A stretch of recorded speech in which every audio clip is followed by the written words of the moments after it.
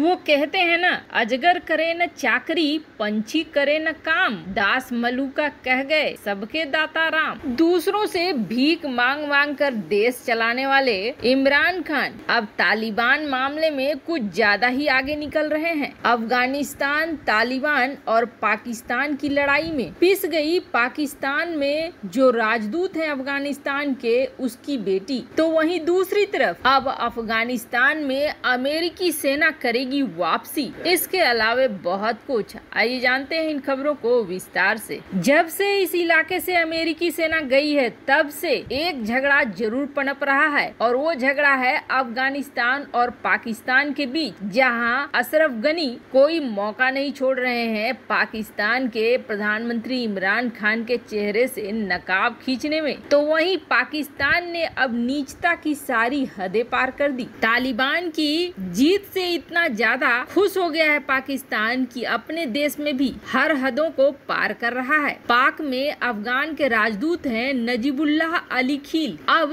यहाँ पर इनकी बेटी को इस्लामाबाद से अगवा कर लिया गया। उसके बाद इन्हें काफी टॉर्चर किया गया। हालांकि बाद में अपहरणकर्ताओं ने छोड़ दिया और अब वो एक हॉस्पिटल में है। इस घटना के बाद ये सवाल खड़ा हो गया है कि आखिर अफगान सरकार पर कहीं दबाव बनाने के लिए तो पाकिस्तान ऐसी घिनौनी हरकत नहीं कर रहा है। अफगानिस्तान के विदेश मंत्रालय ने रविवार को बकायदा बयान जारी किया और उसमें ये कहा कि पाकिस्तान में जो अफगान राजदूत हैं नजीबुल्लाह अली खील की बेटी सिलसिला अली खील को 17 जुलाई को इस्लामाबाद स्थित उनके घर लौटते वक्त अपहरण कर लिया गया। अगवा करने के बाद उसे कई घंटों तक बुरी तरीके से टॉर्चर किया गया, जिसके बाद उसे छोड़ दिया गया। हम जानना चाहते हैं कि पाकिस्तान में जो अफगानिस्तान के राजनयिक है, कर्मचारी हैं और उनके परिवार हैं, उनकी सुरक्षा के लिए पाकिस्तान क्या कर रहा है। वैसे अफगानिस्तान के मंत्रालय ने ये कहा कि हम पाकिस्तानी विदेश मंत्रालय के सामने इस मामले को उठाने जा रहे हैं और ऐसे लोगों को सजा दिलाने की मांग करेंगे। वैसे कुछ खास फायदा होने वाला नहीं है, क्योंकि अमेरिकी सेना की वापसी के बाद जैसे जैसे तालिबान आगे बढ़ रहा है वैसे वैसे पाकिस्तान खुले तौर पर तालिबान की और उसकी एजेंसियों पर मुहर लगाता जा रहा है। ऐसे में उससे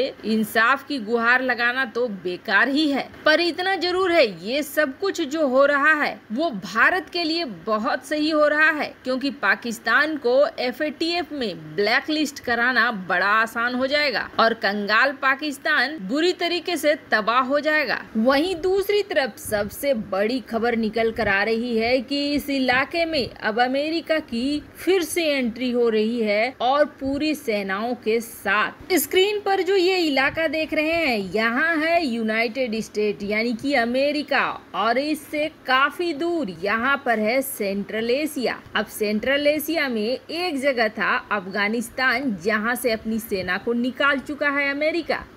अब समस्या ये है कि अफगानिस्तान एक खजाना था जिसे छोड़कर भाग गया अमेरिका, और ये एक ऐसा खजाना था कि यहाँ से पूरे के पूरे सेंट्रल एशिया को कंट्रोल में लाया जा सकता था। यहाँ से पूरे सेंट्रल एशिया पर नजर रखी जा सकती थी। अमेरिका के निकलते ही बेहद खुश हुआ चीन और उसका दूसरा साथी रूस। ये तो चाहते ही थे कि कितनी जल्दी यहाँ से निकले और तालिबान का शासन आए, ताकि तालिबान का इस्तेमाल करके चीन और रूस फिर इस पूरे सेंट्रल एशिया में आगे बढ़े। रूस के कदमों से कुछ वैसा ही अब प्रतीत हो रहा है कि वो भी इस मामले में चीन के साथ मिला हुआ है। और बात ये है कि जितना खजाना अफगानिस्तान में है, खनिजों के रूप में उसे लूटने के लिए ये दोनों ही देश तैयार हैं। पर अब जो एक खबर आई है, इस खबर ने इस पूरे इलाके को फिर से दुनिया की रोशनी में ही सिर्फ न ला दिया है, बल्कि चीन की महत्वाकांक्षा पर बाल्टी भर के पानी डाल दिया है। अब जैसे ही अमेरिकी सेना अफगानिस्तान से निकली और अफगानिस्तान में हालात बिगड़ने लगे, वैसे ही बाइडेन अपने देश में आलोचना के शिकार होने लगे। यहाँ तक कि पूर्व राष्ट्रपति जॉर्ज बुश ने भी ये कहा कि अफगानिस्तान से अमेरिकी सेनाओं के निकलने से मैं बहुत आहत हूँ। तो वहीं आलोचना बढ़ते बढ़ते ये हो गई कि बाइडेन से सवाल किया जाने लगा कि जिस तरीके से वियतनाम में अमेरिका हारा, अफगानिस्तान से भी इस तरीके से भागकर अमेरिका ने ये दिखलाया कि उसके सैनिक हार गए, इससे सैनिकों का मनोबल टूटेगा। पर यहाँ तो बाइडेन एक और बड़ा खेला कर गए, एक ऐसा खेल जिसमें पाकिस्तान भी फंस गया, रूस भी फंस गया, चीन भी फंस गया और सबसे ज्यादा फायदा अगर कोई ले गया तो वो भारत ले गया। रूस ने भारत को ये कह दिया कि इस मामले में अपना आप देख लो, पर आज रूस इस चीज से बहुत पछता रहा होगा, क्योंकि भारत और अमेरिका के बीच अब रिश्ते और भी ज्यादा मजबूत होंगे इसके बाद। एक क्वाड तो हमने सुना था जो भारत, ऑस्ट्रेलिया, जापान और अमेरिका के बीच है, पर इससे अलग कई और क्वाड अमेरिका ने बनाए हैं। क्वाड का मतलब होता है चतुर्भुजीय, यानी 4 भुजाएं। तो क्वाड कोई नाम नहीं है बल्कि 4 देशों का समूह है। ऐसे कई ग्रुप्स अमेरिका बना चुका है।